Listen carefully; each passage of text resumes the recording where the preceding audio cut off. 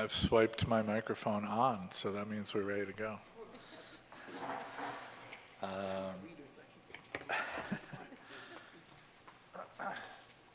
Okay, it is 6:32. It's Monday, May 19th. We have quorum, so we can get started. We can get started with a roll call.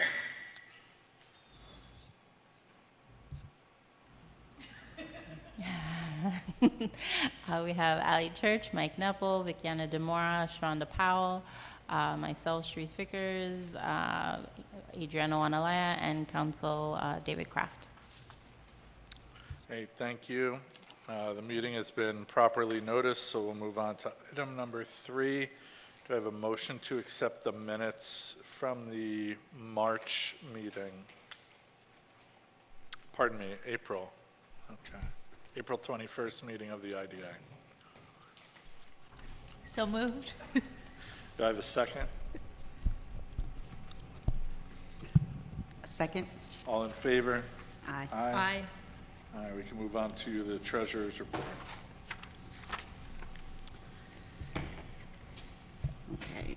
Starting for operating account 2847, the opening balance is $77,681.13 with a total deposits of $228,566.16 with the total amount of disbursements of $7,213.40, leaving the account with a closing balance of $299,033.89.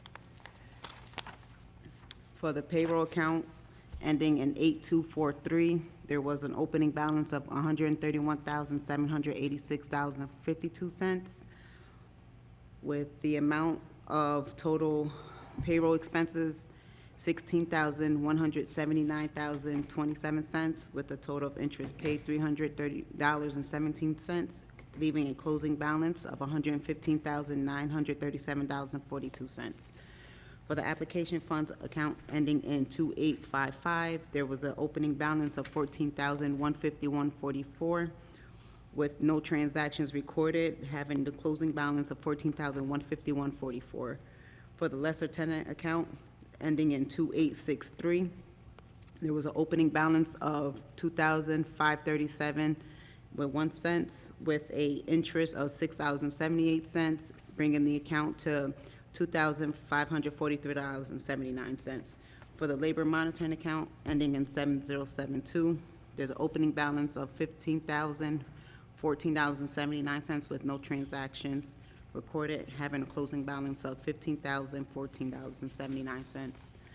For the money market account ending in 2871, there's an opening balance of $1,294,000 of 15 cents for interest and disbursements of $54.79, leaving the account, the closing balance of 15 cents.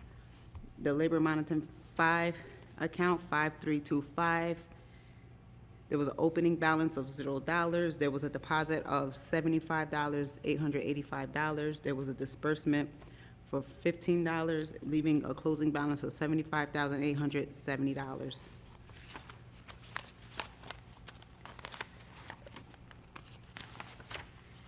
For the private bank account ending in 4346, there was a 0 opening balance with no transaction, having the same closing balance.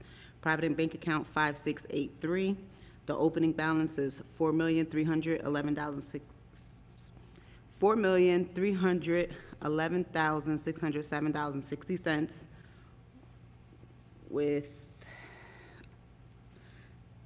interest paid of $52,278.24 and $587.92, having a closing balance of $4,364,473.76. And that concludes the treasurer's report. Thank you. Have a motion to accept the treasurer's report as submitted? So moved. A second?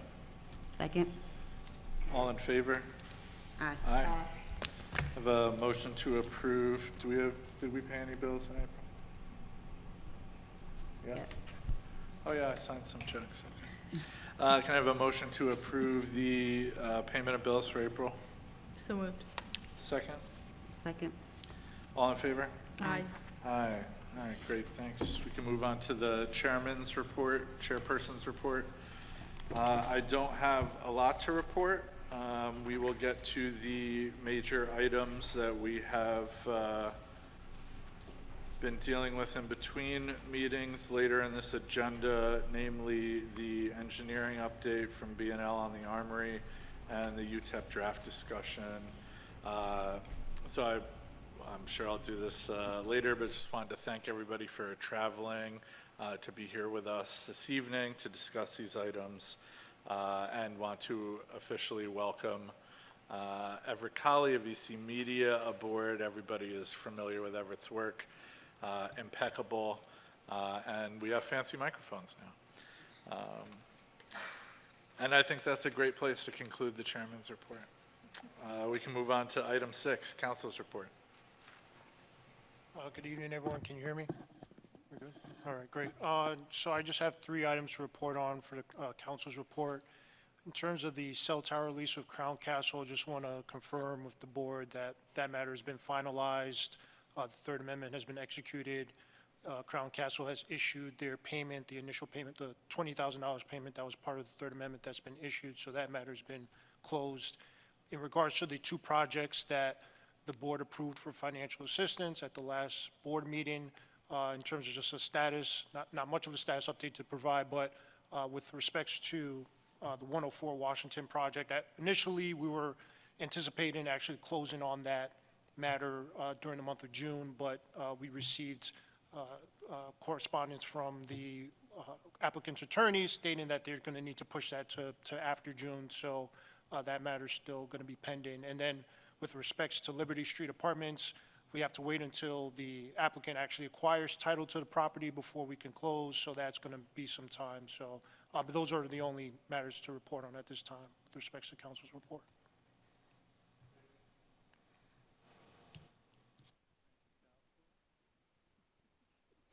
All right.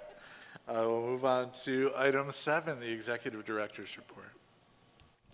I don't really have anything much new to update. I mean, a lot of this is what we're talking about tonight. But later on, during new business, I'd like to go over a potential June board meeting date, and that's all. Great, thank you. We can move on to item 8, new business. We have 2 resolutions to consider this evening. The first is resolution number 2025-05-19-01, Scobie Industrial Partners, LLC, to authorize the agency to execute a 5th amendment to the contract of sale. For the benefit of the board and the public, I'm going to ask agency counsel to just give a brief overview of this resolution. Certainly. So with respects to this resolution, 5 Scobie Drive, the agency currently has title to that property. It is subject to a brownfield cleanup agreement with DEC. The agency submitted an RFP for potential for entities to buy and to undertake the remediation. Scobie Industrial Partners LLC was the entity that was selected for purposes of buying the property and to undertake the remediation with respect to the property. So we had entered into a contract with Scobie Industrial Partners back in July of 2020. As a part of the agreement, it required the purchaser to put together a brownfield cleanup plan that would be accepted from the DEC.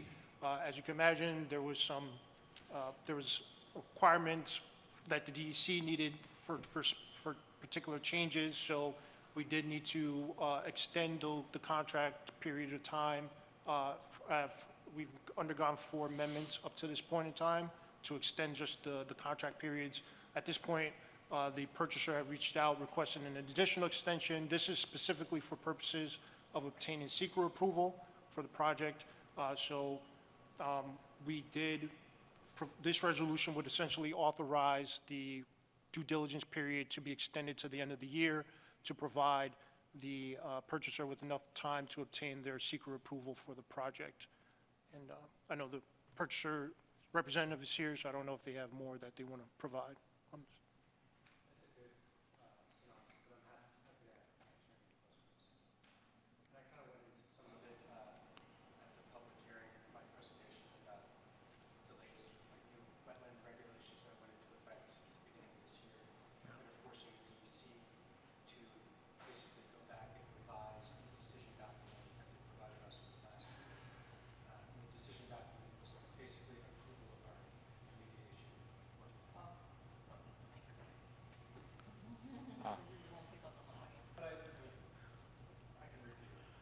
No, I think that's fine. The applicant is with us tonight, and just to summarize for all four people that might be following this online and for posterity, and recounted the trouble that they are dealing with, as are many projects statewide, as they work through the DEC's new wetlands regulations. And tonight, we will consider and vote on an extension of time so the applicant can engage in due diligence on this project as it relates to the wetlands issue and other issues. Do I have a motion to approve resolution number 2025-05-19-01? So moved. Do I have a second? Second. Roll call on the resolution. Mike Nepple, Aye.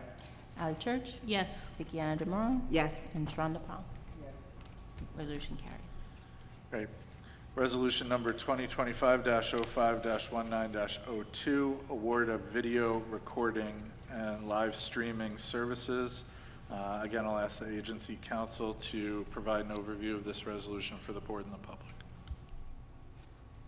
So with respects to this resolution, in accordance with the agency's procurement policy, the purpose of this resolution is to essentially authorize the actions that the executive director has taken up to this point. So for any service contracts that are below $20,000 in value, it just requires the executive director to get 3 written quotations, which the executive director has done. The EC Media was selected as the lowest bidder.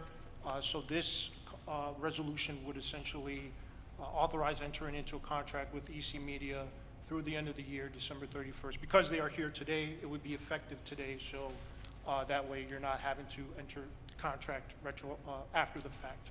But yes, this resolution would essentially authorize the agency to enter into a contract effective today with EC Media through the end of the year, and then at that point, you can go through the RFP process to, if you could go through the RFP process for a new vendor for a year or additional period of time. Thank you for that. I'm going to ask the executive director, if you don't mind, to just, for the benefit of the public, describe the process that was undertaken in accordance with state law. Sure. So in line with our policy, we reached out to about 4 different vendors to provide a bid for recording services. We did have a bidder. They were the lowest bidder. We did not enter into a contract with them at that time, and then their services became more expensive.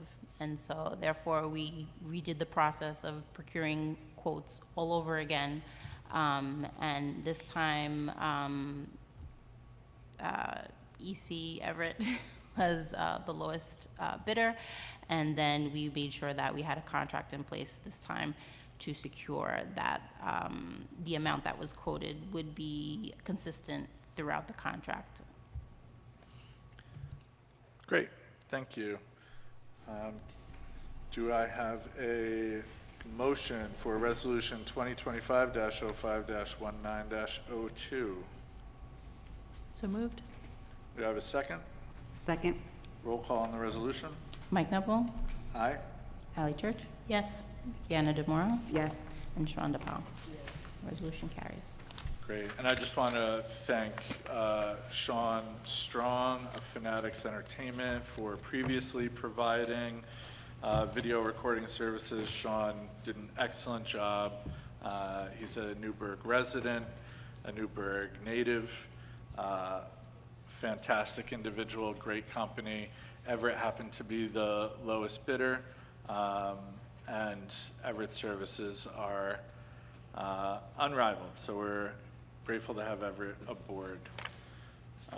We can move on to the next item, which is an engineering update on the Armory, and I believe we have a representative here from Barton and Low Judas.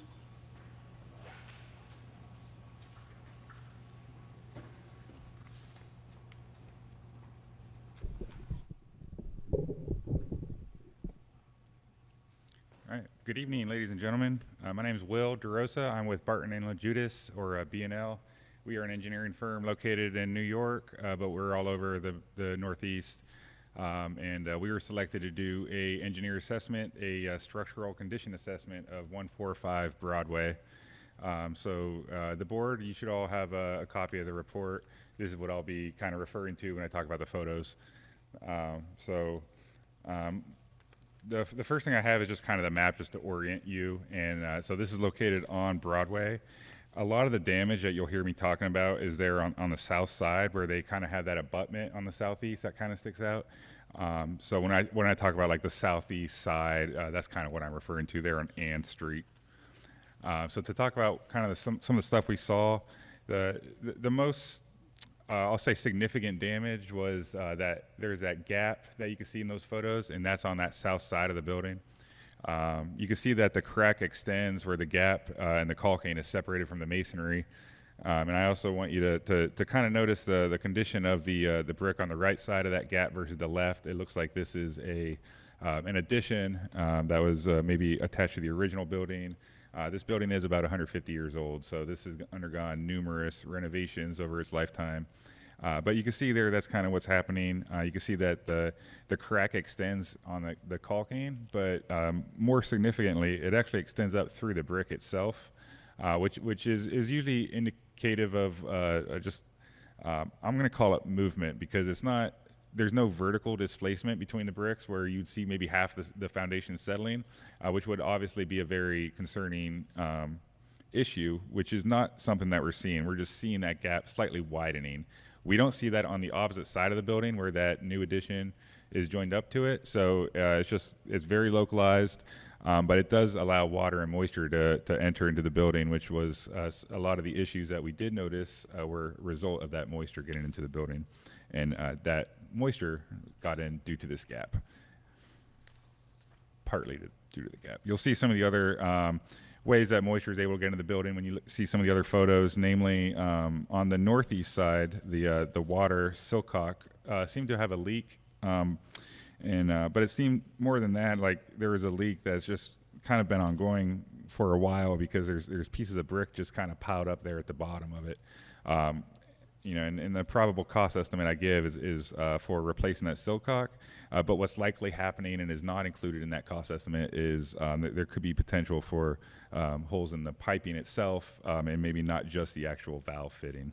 And that's something that you really can't determine until getting in there. But I would say at a minimum, if at least kind of seeing what is going on, and that's what the cost estimate has, just to kind of see what is going on with there and what is causing that leak. You'll see in some of the other photos as well, the bricks with the mortar missing, and that is included in the cost estimate as well. I basically just threw it out there at 10%. So just to give a value, you could have maybe a mason come in and do the worst 5%, or just the worst couple areas. But just to give you a number and give you kind of a ballpark, that's what we're looking at on that last page cost estimate, and that's to fill in those mortar gaps, to cut out some of the bricks that are real bad that are allowing that water to come in. So that would be the process for that. Moving on to the inside of the building. Well, actually, let me, for the exterior, we also did the roof. You'll see that photo of that kind of water standing there. That's not a significant concern. Really, if that was the worst thing we saw, then that roof is in pretty good shape. But I did want to point it out because you don't want that to worsen over time.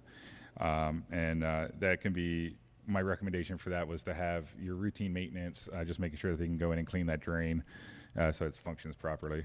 The other components of the roof were checked, seem to be in good shape. And then moving on into the inside, and you'll see that the flooring, the subfloors were exposed. A lot of these were more architectural issues. From a structural point of view, we didn't see too many issues really on the inside of the building. We looked at the floor joist, roof rafters. Nothing seemed out of place other than, the flooring was obviously missing, which causes a safety hazard for the occupants. But from a structural point of view, it didn't seem that there was anything that was really causing those issues. You'll see on the next page where it shows that drywall crack. That is kind of more of a structural issue. So I'll take a moment to talk about that. Where you see that photo is, both of those photos, those are looking at the southeast side of the building. So that's kind of indicative. Most of the damage occurred where that large gap was. And these are all potentially water related. So you can see the drywall is cracking at the seam, also at the corner bead, and real, classic kind of settlement cracking is what that's called. But again, just indicated from that movement of that gap. So to go under the recommendations, coming in as an engineer and seeing a large crack, you don't want to just raise the alarm and say, hey, you have this issue. We notice that there is a crack. We don't know when that occurred. We know that it is allowing water in there without having to, obligate the county or the IDA to replacing the entire building. I don't think that is necessary. I think our recommendation would be to monitor that crack, make sure that it's not increasing in size. It's safe how it is now. We just want to make sure we can monitor it, but we also want to make sure that we can prevent water from continuing to come in. I guess on one end of the spectrum, you'd have replacing all the brick. It's very old and very damaged.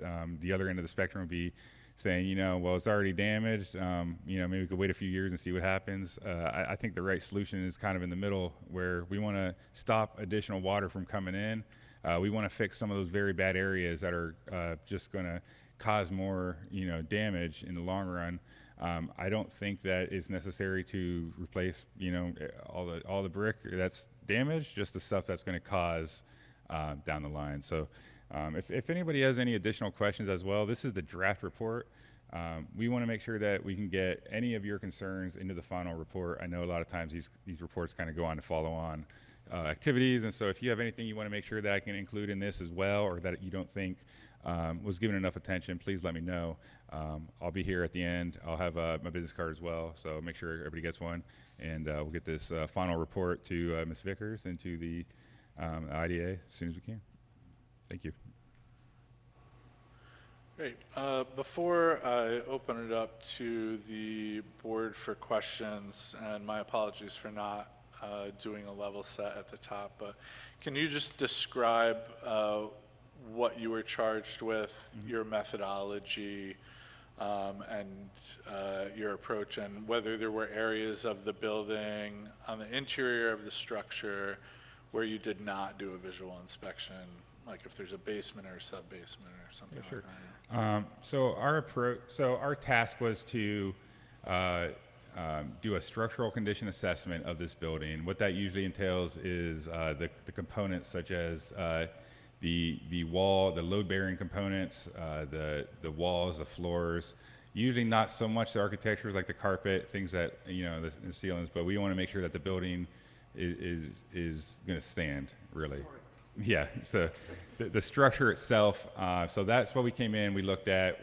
When we do that, we want to look at as many components as we can. Obviously a lot of it is covered up, but with the ceiling tiles, we were able to look up at all the joists. We were able to, pull back the carpet and see the subfloor.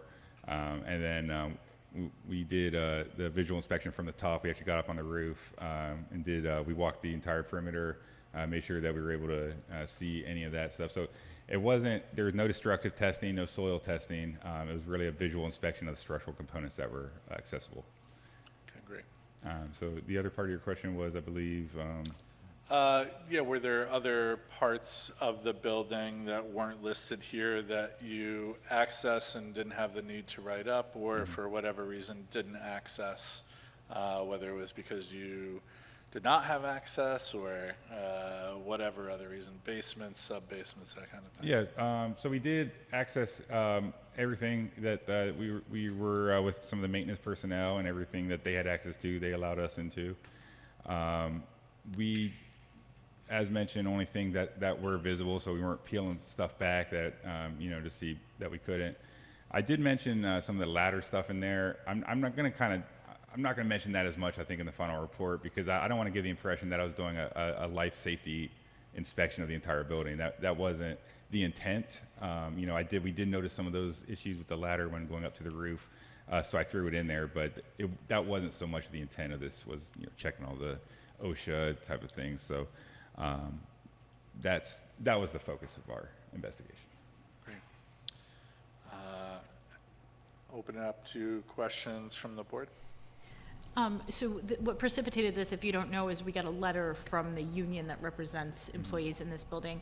And one of the things that stuck out to me was that there was a floor where the water cooler and the water bottles were rolling very easily, but you were able to check, and each floor is stable from this, the joists are all stable. It might be a subfloor or a flooring issue, but That's correct. Yeah, and we noticed the same thing. We had a level with us, and a lot of so a lot of this was kind of in that southeast side of the building. You could see even where you could see the floor adhesive tiles have come up in that break room.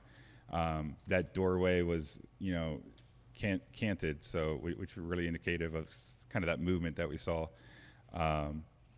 Regarding that report, I did see that report, and so yes, that's what kind of brought us in. I think the question, and correct me if I'm wrong with that, was, is this safe from a structural point of view for our personnel to work in here?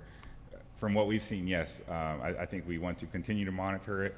We want to fix what we can to protect the county's investment. But from a safety point of view, there's nothing that we saw that we think is going to cause an issue on that. great, you answered my question. Thank you. Thank you. Comments from the board? Okay.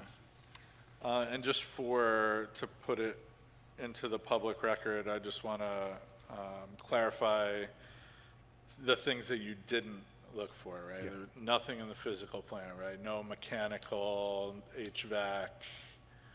That's correct. We checked the structural components. Yeah, so we Okay, did yeah. not check the HVAC. Yeah. We did not check electric, mechanical, plumbing.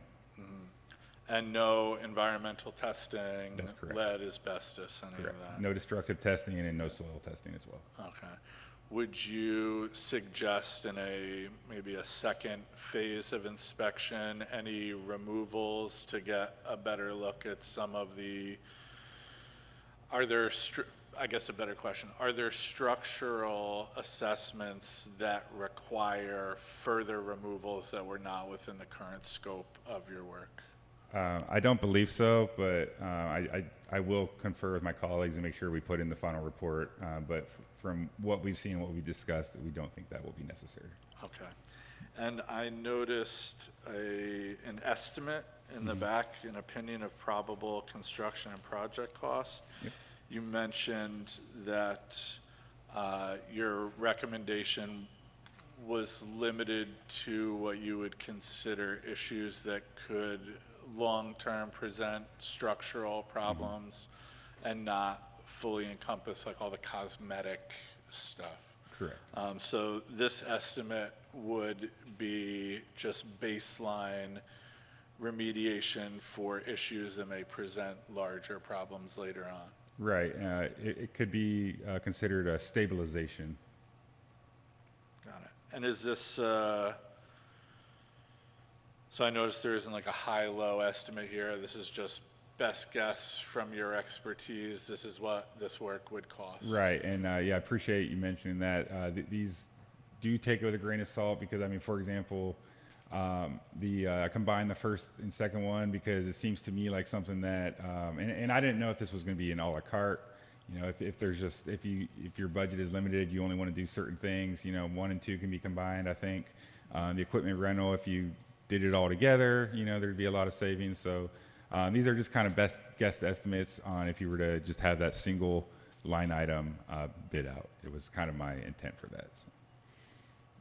But yes, there could be variation. Absolutely, we used our firm's experience and we used the estimating, prices in this area. So that's how we came up with those numbers. Okay, great. And it is, not to put too fine a point on it, but for the employees that are currently, that is their work site, that is a safe building for them to continue to report to and work on. That is our conclusion or recommendation. Okay. Great, thanks. Thank you.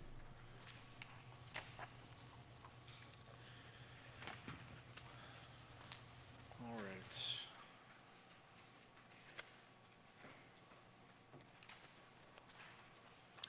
All right, we can move on to our next item, which is a discussion of the draft UTAP.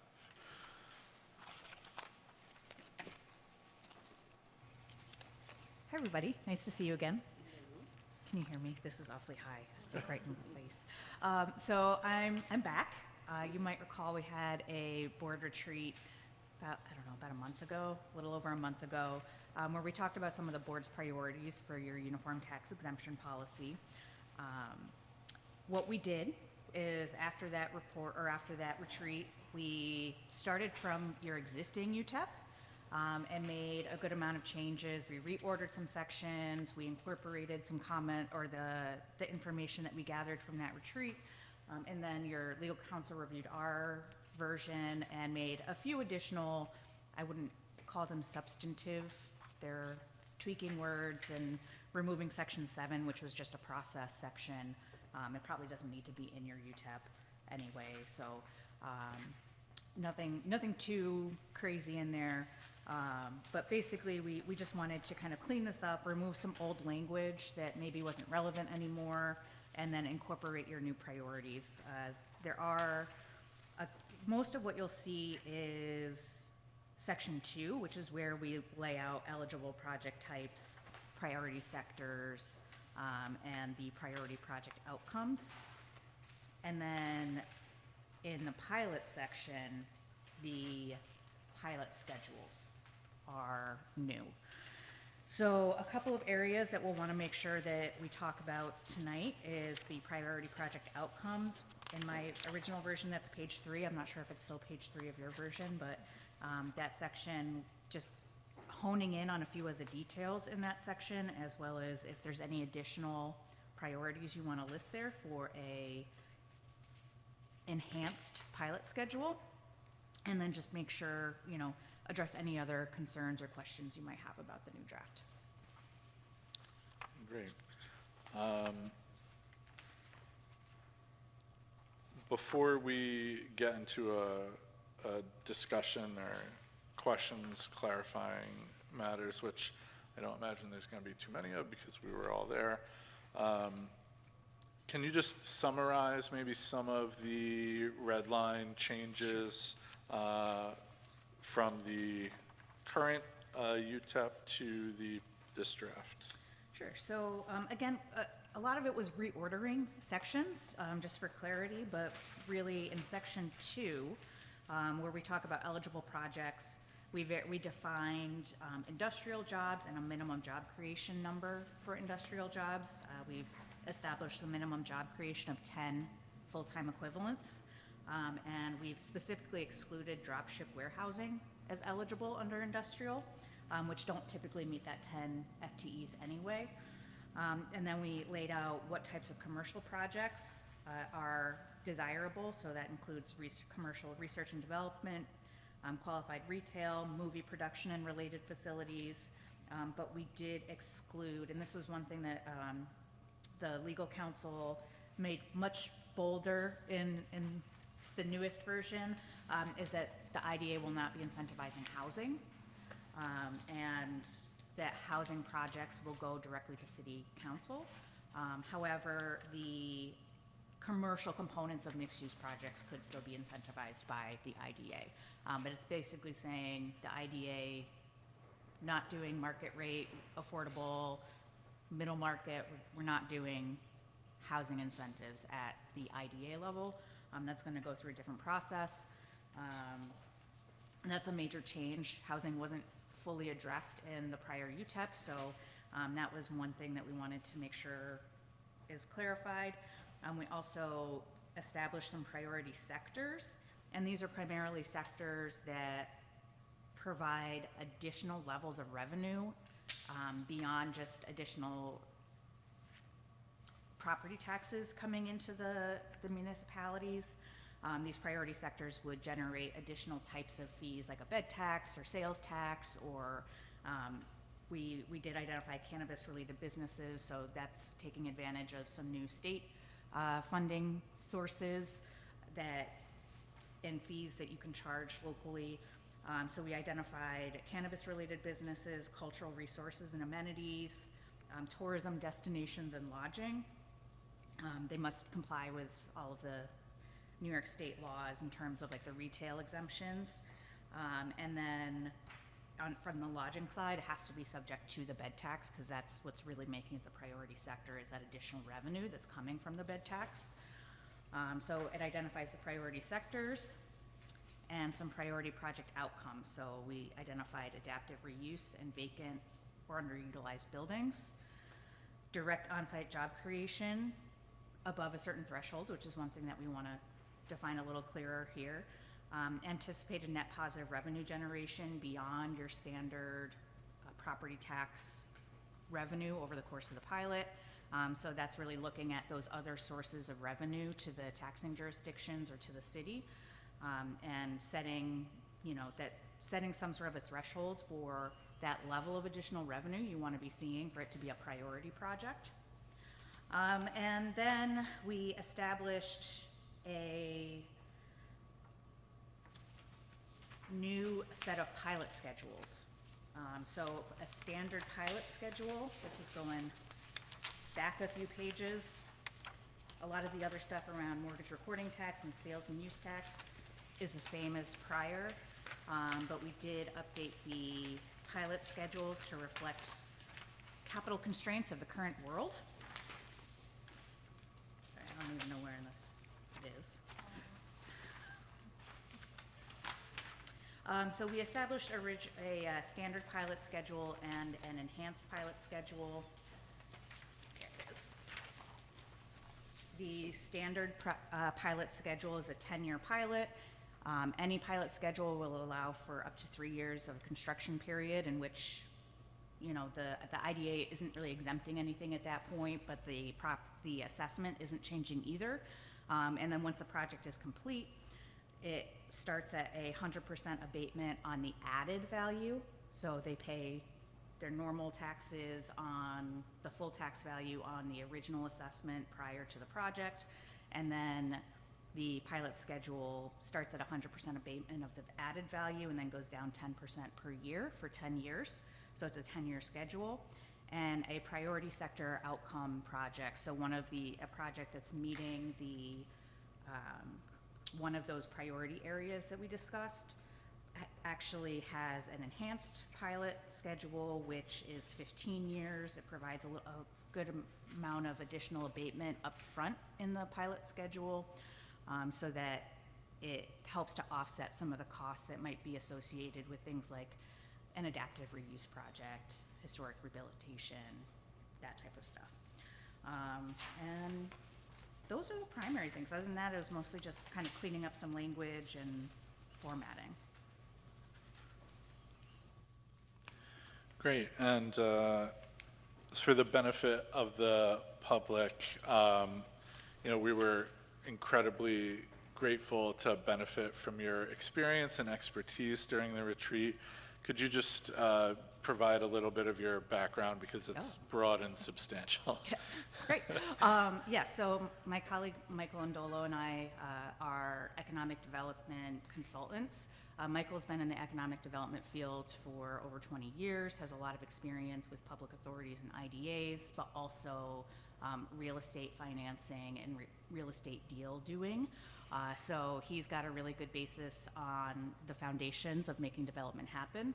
Myself, I've been in economic development for over 10 years now, and at the time, prior to coming to MRB Group, I ran an organization that administered 2 IDAs, a couple LDCs, some other stuff. So, and then since coming to MRB, I've also provided interim service for a number of IDAs. So I've seen a lot of different models and have good relationship with IDAs across the state.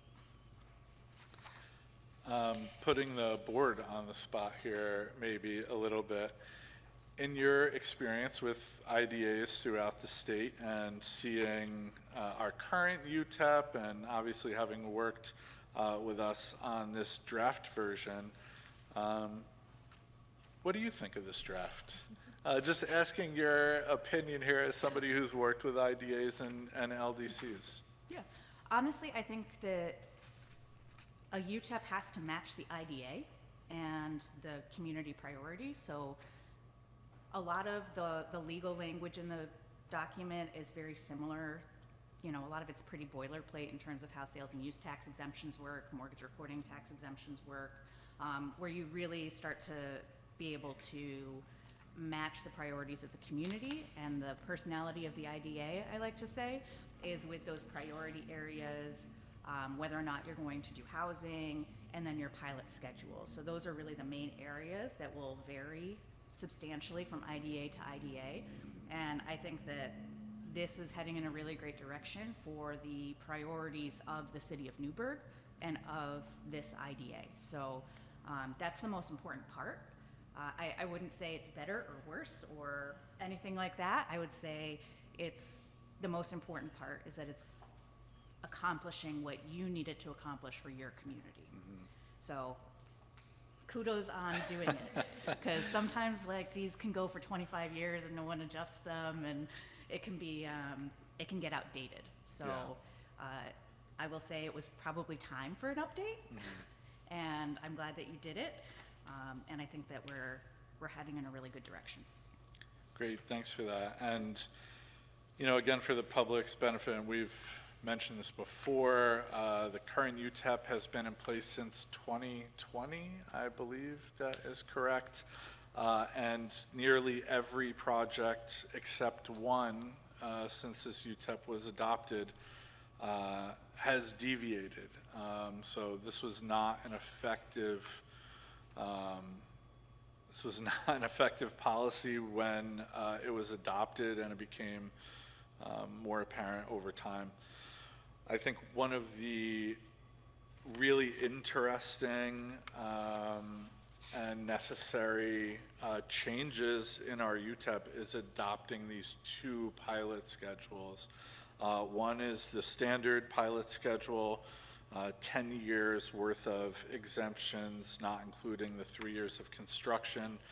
But the priority sector pilot schedule, I think, is really important and an innovative thing to bring to the city of Newburgh at this particular time. And again, just for the public's benefit, we tried to hone in on a few priority sectors, and within here you'll see cannabis-related businesses and tourism destinations and lodging in particular.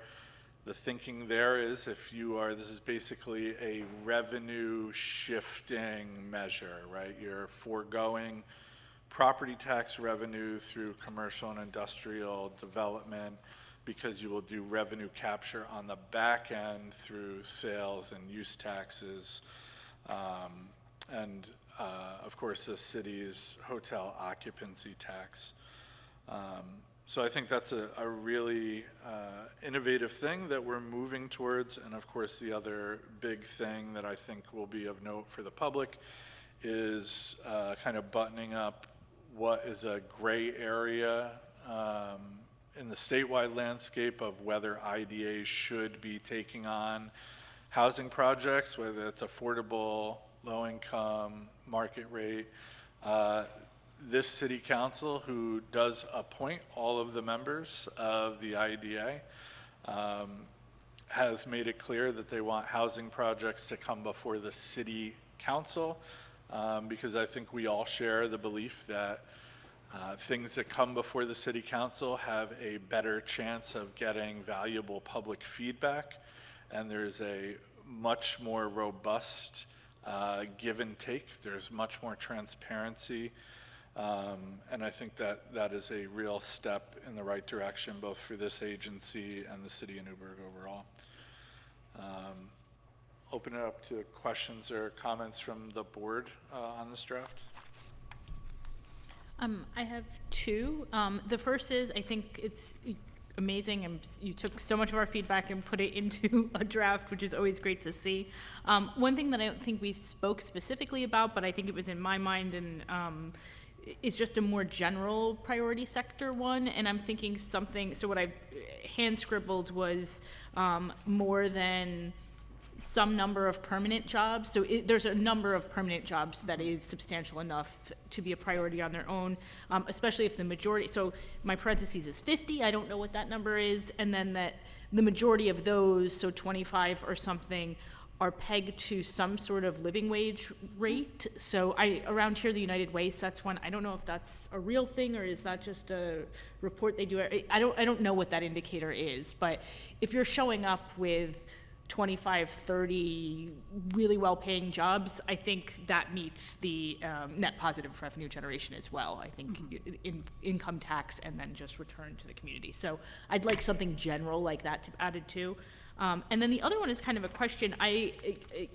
Downstate, we are surrounded by attorneys all the time. And one thing I've noticed about this one is we don't have all the numbers. Is it possible to do that? So each paragraph is numbered like a law or it's just it was a little confusing the very first time I read our UTEP. Is that too much time spent with hey attorney, is that too much time spent with attorneys? And that's why I want that. But I don't, like section 1A, like we don't have that option here. If I'm being, it's easier for me, but I think it's just my professional experience, but it may be others around me too. So a very minor secondary. Yeah, so for each of these kind of like subsections. Yeah, that they haven't, yeah, so section 1, the first paragraph would be, the mission would be A. Yeah. Got it. But yeah, those are my two. I think it's fantastic. Otherwise, I think just was missing was kind of a general priority project. And I think something around, if others agree, maybe we can get feedback on the back end, but Yeah. if others agree, just something general that has is so big and amazing. How is that captured in that? And to me, it's a bunch of permanent well-paying jobs. Sure. Yeah, I think we can build that into the second bullet under priority project outcomes, which I believe is on page 3 for you or me, technically. Yes. So that second bullet refers to job creation above a certain number within 3 years of completion of construction. So I think that we can adjust that bullet to address what you're doing. Yeah, something like a lot of regular jobs or a good amount of really well-paying jobs. Okay, yeah. So you can have 50 jobs or Right. 25 really good paying jobs. Yes, pegged to something. Again, United Way around here does one. I don't know if there's someone better to do a living wage calculation. Oh, I don't see why you wouldn't use your local resources for something like that.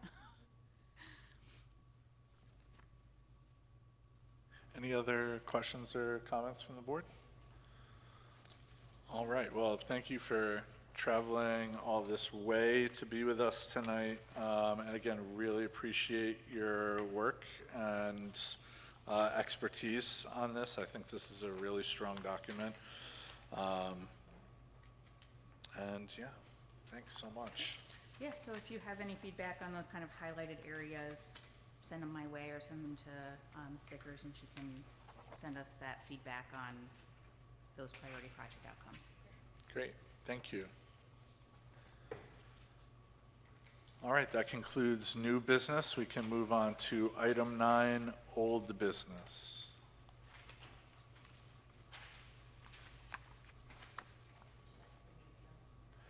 Yes, thanks. So the agency has a CD account with Provident Bank. Just to give you some background, in September 2023, the IDA decided to take these funds that we had received and make them as income producing or as much as possible. Sorry, I don't have the words. A little dehydrated. And so the agency opened up the account with with Lakeland Bank, sorry. During that time, they changed over to Provident Bank, and that account matured in July 2024, and then it matured again in April 2025. So I would like to just have some discussion with the board if you would like to renew the CD. The bank is not going to penalize the IDA for any decisions that you make tonight. We've provided you with the rates that are valid today. It's an email, should be like that end of your packet. I don't think that they'll change between too much from today and tomorrow, but we can renew this just with an email. It doesn't require any document. If we were to withdraw the money, then I need probably 2 signatures to do that transaction. But we are going on summer break. I don't know with the Armory if anything's going to be happening over that time. So, you could decide to do a 3-month, just to get something in the short term. But just wanted to give you an update on where we are with that and what the possibilities are for the next few months. And some direction, obviously, so that I can go back to the bank.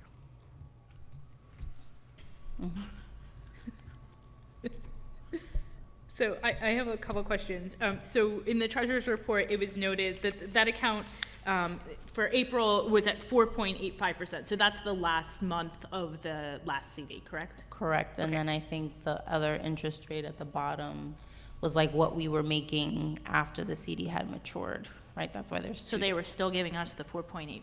If we just ignore this for longer, no, I'm kidding. Anyway, great rate.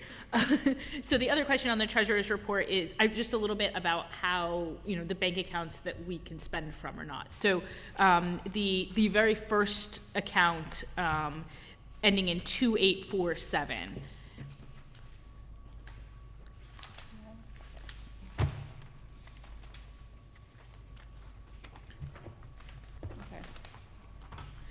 So that one currently has $228,000. That's liquid. So if if the ceiling fell in and we need to spend $100,000, we can take it out of that account. Is that correct? Correct. Okay.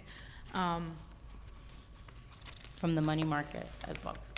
From the money market as well. Okay. Hold on. I'm just trying to do some math in my head. Which is On the third. 1.3.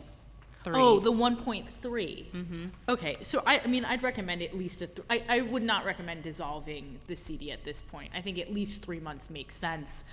We have estimates from Barton Lojudas at 141 for the short-term fixes we have to do now. If that doubles, we still have plenty of liquidity to deal with this over at least 3 months. I'm not sure we want to go into 12 months. That seems like more things we may find, plus it's, not as great as a short-term rate. But those are my thoughts at this point. So something 3, 6, or 9. 3, if we approve 3 tonight, that won't even get us out of summer break. We're in May. Sorry, what was May, the question? June, because that'll be May, June, and July. We don't have a meeting in July and August, correct? So Correct. it seems like the 6 month makes the most sense. Well, also to your point, if you want to do the work that was discussed tonight, we would need to do an RFP and you'd need time to Fair enough. do that. So however long we have that work open for, I can imagine that taking a month or two. So then, yeah, if you do 3, then you've only given yourself 1 month and, yeah.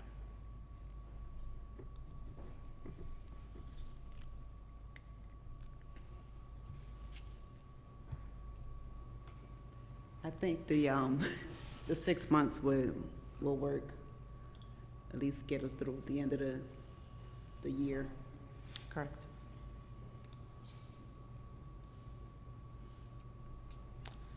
I might be a little bit more conservative than my colleagues, or maybe I'm just enticed by the slightly better rate It over is 3 a much, months. it looks much higher on the sheet of paper, I have to It say.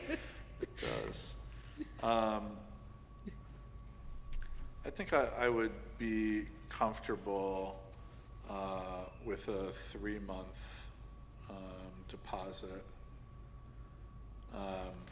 And at that time, we can consider rolling it over into another 3 months, right? It appears we may, in fact, end up with better rates if we take that approach. And I believe, pardon me for coming off email. I know that I asked you a question, the substance of your answer I cannot recall at this time. How did we go about selecting Provident Bank to hold our deposit account? So the audit finance committee went and, along with myself, and got rates as locally as possible. And many of the banks could not do this for us. They can't do this type of banking for quasi-governmental agency. So at that time, Lakeland was local and they had the highest rates. And we also wanted to diversify our accounts, not just having everything at TD Bank. And regardless, Lakeland had better rates than TD anyway. Okay.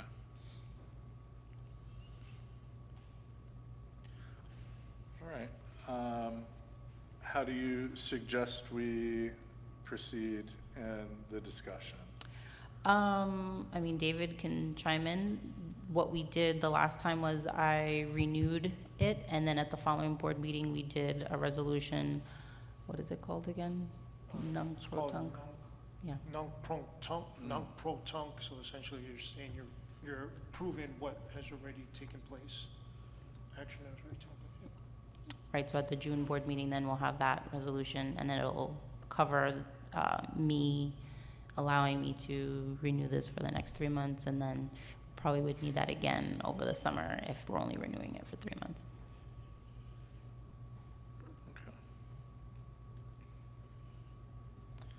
Okay. Yeah, I mean, if I'm outnumbered on No, I'm 6 fine, months, I'm fine with that. that's good. I was on the edge. The thing that put me over was the fact that it ends in August, but you're Yeah. right. I mean, we'll make a good chunk by doing it this way, so. Yeah. I mean, unless within 24 hours it changes, right? This was just the rate for today, but You'd be surprised. you'd be surprised. I mean, we can, tomorrow just confirm and let you know. Like if I saw something that I thought would change your decision, then I wouldn't do it, and I would tell you. But if it's the exact same thing and it's 3 months, then yeah, we'll do it and then send you the confirmation afterwards anyway. Great. Okay. Okay, great. All right, I think we have consensus around 3 months. And we'll look for that confirmation tomorrow. Any other old business, new business? Just for the June board meeting, so this room we cannot use because of the voting.